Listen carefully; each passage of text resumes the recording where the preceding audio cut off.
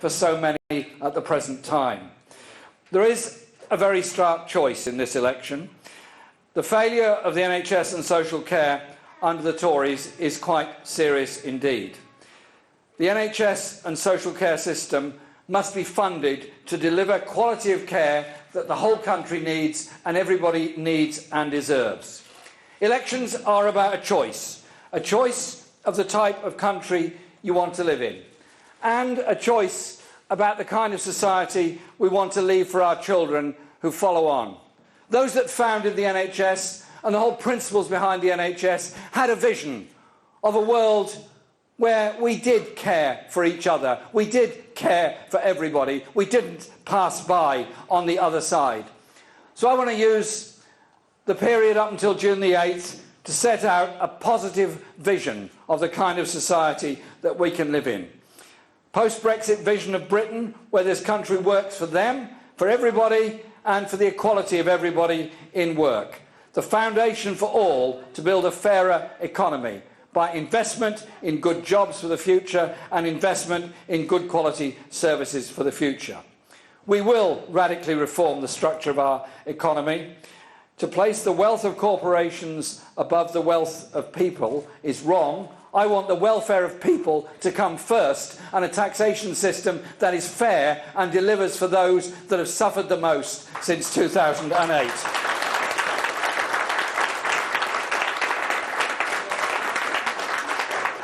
In 50 days, the country will go to the polls.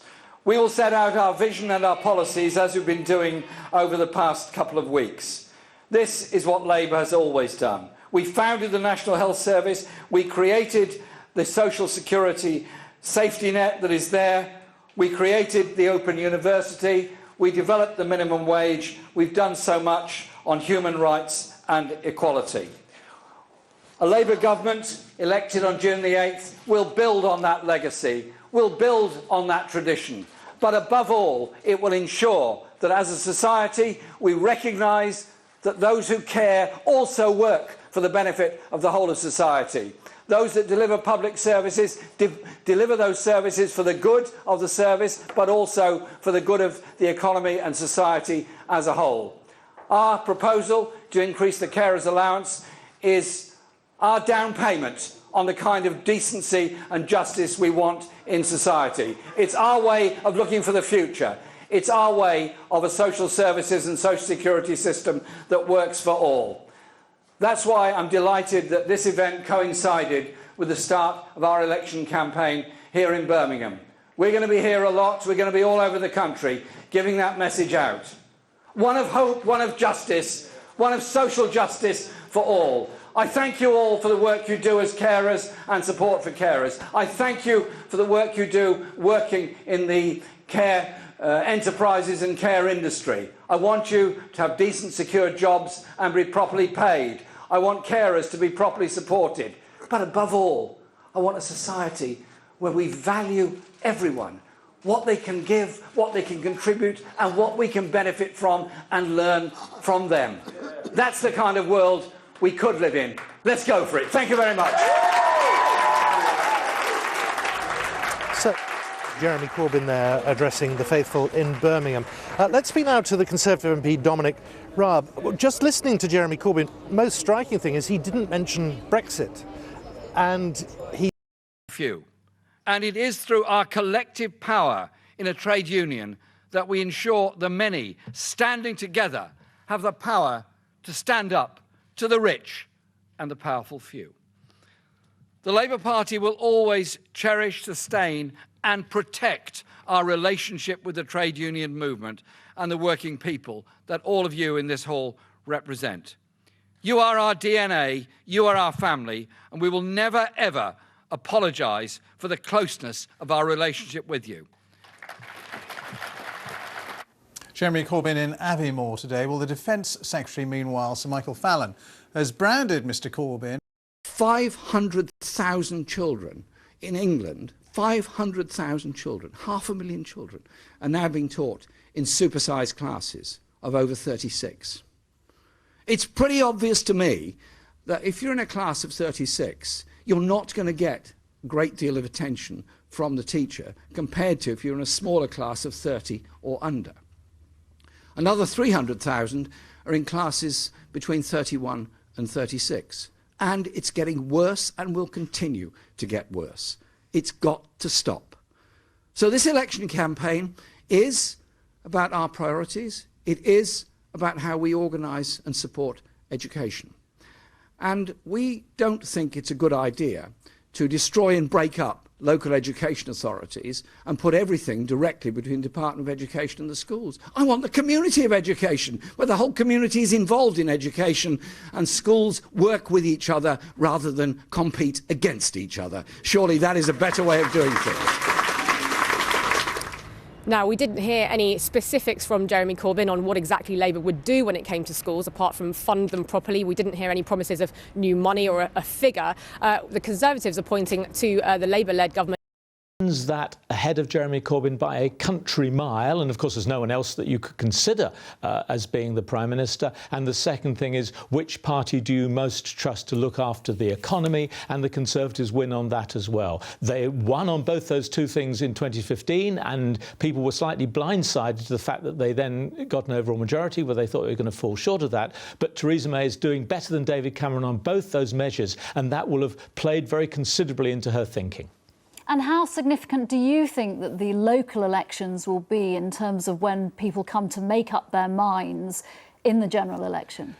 Well, Diana she was talking of, fighting a brave fight about the local elections. The fact of the matter is that most of the local elections are taking place in rural England and then throughout Scotland and Wales, and nobody was really expecting Labour to have a particularly good show in England, because these are not by any stretch their strongest areas. There are no elections in London and only some mayoral elections in parts of metropolitan England. In Wales, the comparison year is 2012, when Labour under Ed Miliband did extremely well, and nobody was really expecting Labour to be able to do anything like as well in Wales this time, even if their result was perfectly respectable. So there will be lost seats there. And similarly in Scotland, where the SNP now sort of steamrollers all before it, the attention was much more going to be on, whether the Conservatives could pick up more seats and perhaps more influence on councils. And Labour still currently holds a handful of councils in Scotland and is very likely to suffer the indignity of losing control in Glasgow for the first time.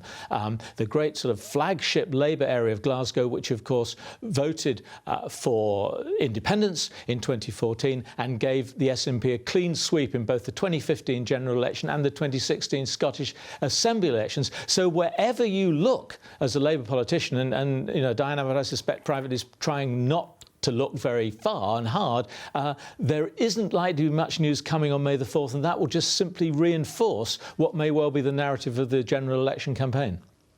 OK, Colin Rallans in Newcastle for us. Thank you very much. Well, we are trying to bring you more from Theresa May while we are just briefly waiting for that. We haven't talked much about UKIP. Is that significant in itself, Chris? It's funny that we've barely mentioned UKIP this morning, isn't it? I think that rather explains the different landscape that we're now in after the EU referendum last year. We've got a different leader of UKIP. Paul Nuttall's now the leader, not Nigel Farage. How they will do it this election. With a 14% cut in their pay over the past 7 years, but deliver the best service they can for all of us. And I thank them for coping.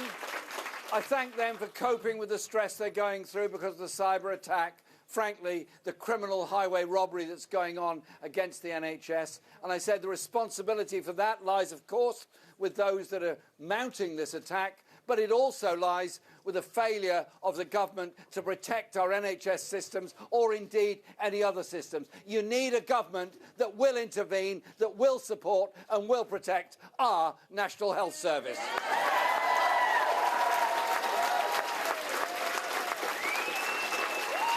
And John Ashworth and I have been discussing this, and there's a few very quick things I want to say to you. Firstly, because I believe very passionately in this, when we say we want parity of esteem between physical and mental health, I absolutely mean it, because I want to end the stigma to end the stigma surrounding mental health, but invest in the mental health services so that people don't suffer in silence and suffer alone, and some sadly take their own lives because they feel a sense of hopelessness and being left behind. We, as a community, will invest in our mental health services. And we will do the same, for our social care services, because there are more than 1 million people waiting for social care to be provided for them. That's not right. And if the government can do sweetheart deals for Surrey, well, how about making us all a sweetheart and getting all of us getting the same deal as Surrey? Although I do realise for Tory ministers, Surrey is the hardest word. I know that was pretty awful, but it's the best. But it's the best I can do. Best I can do today. And so our offer is that we will properly fund the NHS and we will ensure that it isn't privatised. £14 billion of contracts don't go out to the private sector.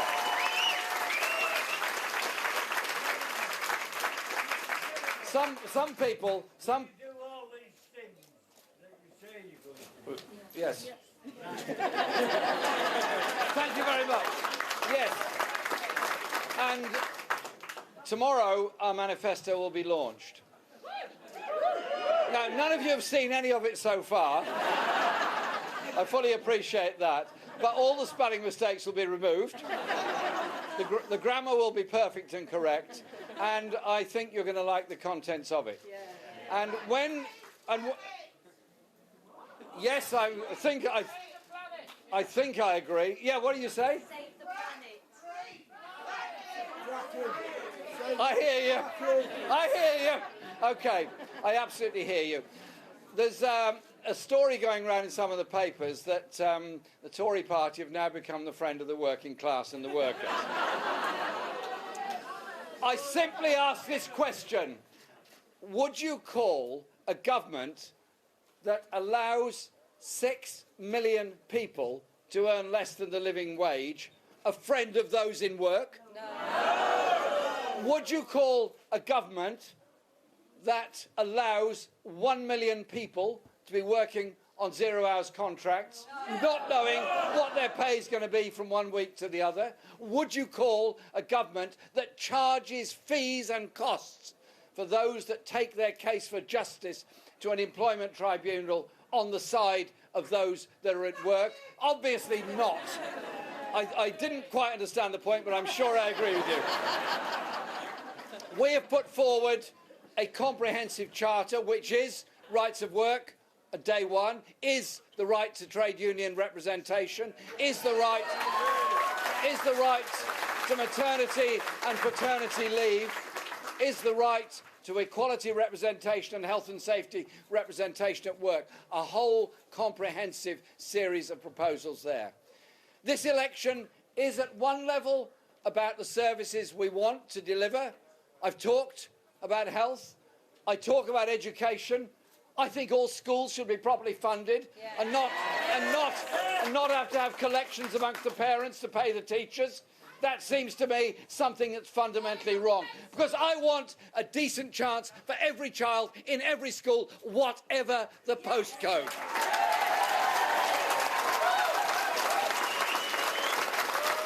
And this election is about how we deal with an economy. Do we spend the next 5 years reducing tax for corporations and the very rich?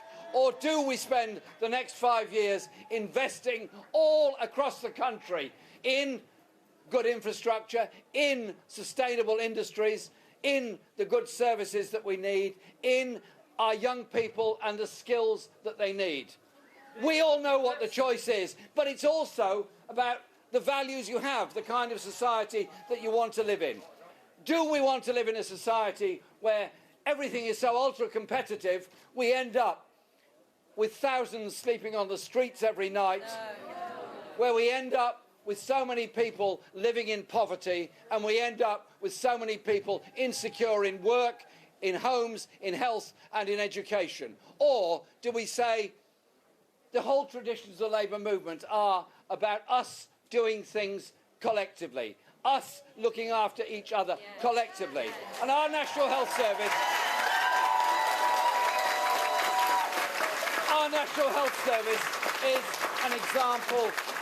is an example of that. Our attitude